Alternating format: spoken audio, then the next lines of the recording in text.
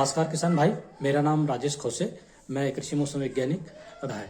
तो आइए हम जानते हैं आने वाले पूरे जनवरी का मौसम के बारे में। तो अभी जो ये जो पहला सप्ताह है, ये जो आपको मैंने बता ही दिया है, जो आने वाला सेकंड वीक मतलब कि दूसरा सप्ताह, तीसरा सप्ताह और चौथा सप्ताह में मौसम कैसा बना रहेगा, इसके बारे में हम जब बात करते हैं। तो जो दूसरा सप्ताह है, दूसरा सप्ताह में भी ठंड का असर ऐसे ही बना रहेगा। तीसरे सप्ताह में भी मिला जुला इसी टाइप का मतलब मौसम बना रहेगा। और जो लास्ट वीक है जो इस मंथ का, उसमें थोड़ा सा मतलब मौसम में आपको उतार चढ़ाव देखने को मिलेगा। हो सकता है उस सप्ताह में आपको कुछ जगहों पर मतलब हल्की से मध्यम बारिश भी होने की संभावना है। तो ये हो गया पूरे मतलब मंथ का यानी माह का पूर्वानुमान। तो हम बात करते हैं जो हमारी जो खड़ी फसल है, अभी जो रबी की जो फसल है, उसमें ये पूरे महीने में जो तापमान या फिर आर्द्रता, हवा की दिशा, हवा का डायरेक्शंस, उसका जो सीधा सीधा इम्पैक्ट है हमारी फसलों के ऊपर कैसे रहेगा। तो अभी जैसे तापमान जो चल रहा है वो हमारी जो रबी फसलों के लिए बहुत ही अनुकूल है। और अभी जैसे इसमें कोई पाला पड़ने की ऐसी कोई स्थिति नहीं बन रही है। इसके लिए किसान ज़्यादा मतलब इसमें कोई घबराए नहीं, जिससे कि उनको फसल को नुकसान हो। हाँ, ये ज़रूर हो सकता है कि अभी जो इस टाइप का जो मौसम अभी देखने को मिल रहा है, इसमें फसलों के ऊपर फंगस का अटैक और इल्ली का अटैक, जैसे रस चूसक माहू एफिड जैसी जिसको हम बोलते हैं, उसका अटैक देखने को मिल सकता है। तो मैं किसानों को सलाह देना चाहता हूँ कि आप सतत अपनी खेतों की या फसलों की निगरानी करते रहें और आवश्यकता पड़ने पर हमारे यहाँ कृषि मौसम वैज्ञानिकों से या फिर कृषि वैज्ञानिकों से सलाह लेकर जो भी आप स्प्रे करते हो या दवाई का मतलब या जो रसायन का आप छिड़काव करते हैं, तो ज़रूर उनसे आप मतलब कांटेक्ट करके अनुशंसित मात्रा में आप स्प्रे करें, ताकि आपको जो हानि मतलब होती है या फिर जिसका रिजल्ट अच्छा नहीं मिल पाता है, उससे आप बच सकते हैं। तो हम बात करते हैं अभी की रबी का जो मतलब समय है में गेहूं की हमारी फसल के बारे में। तो गेहूं जो है बहुत ही अच्छा अभी मतलब सभी जगह देखने को मिल रहा है।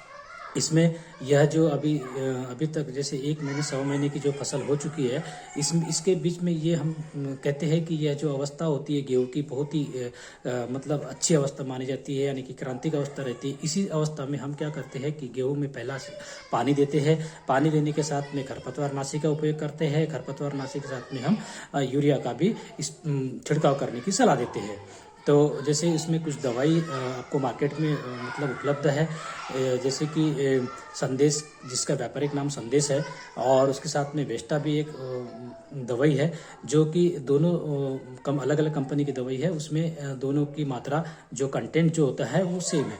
जैसे क्लोडिनेफाप प्रोपोजाइल प्लस मेट सल्फ्यूरान मिथाइल, ये दो दवाई जो है वह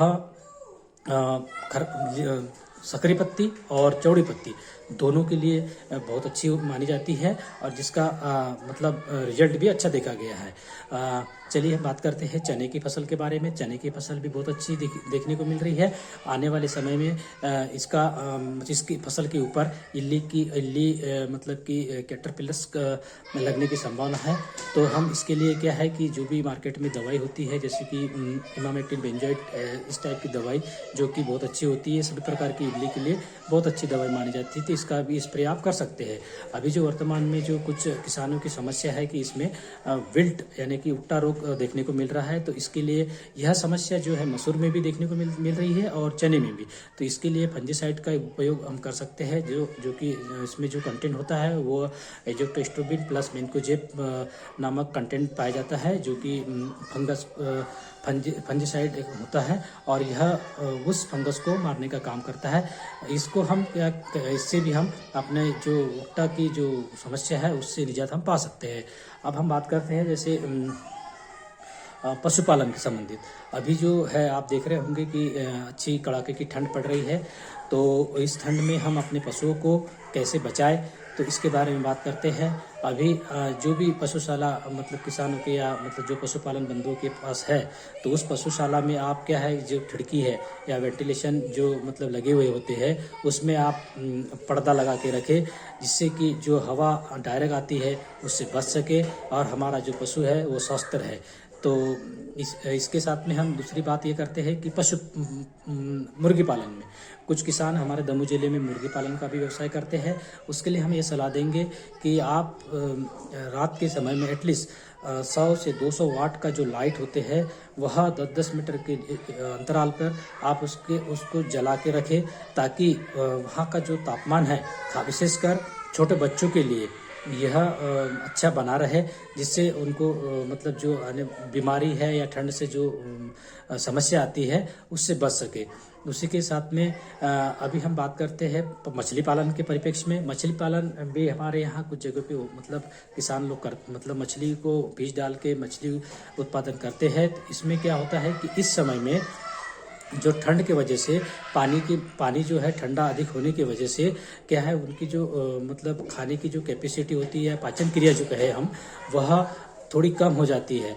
तो हम इसमें ध्यान ये दे सकते हैं कि जब हम मछलियों को जब हम चारा या फिर उनका भोजन देते हैं, उस समय वो भोजन की मात्रा उनके आवश्यकता के अनुसार दे, ताकि जो उनकी जो पाचन क्रिया है वो सुचारू रूप से हो सके और उससे नुकसान ना हो। और पानी को हम क्या है कि जैसे जो पानी स्थिर रहता है उसमें उस पानी में नया पानी ऐड करके रखें, ताकि उस पानी का जो तापमान है वो मतलब ज़्यादा नीचे न जा सके, जिससे कि हमारी मछली पालन बंधुओं को नुकसान हो सके।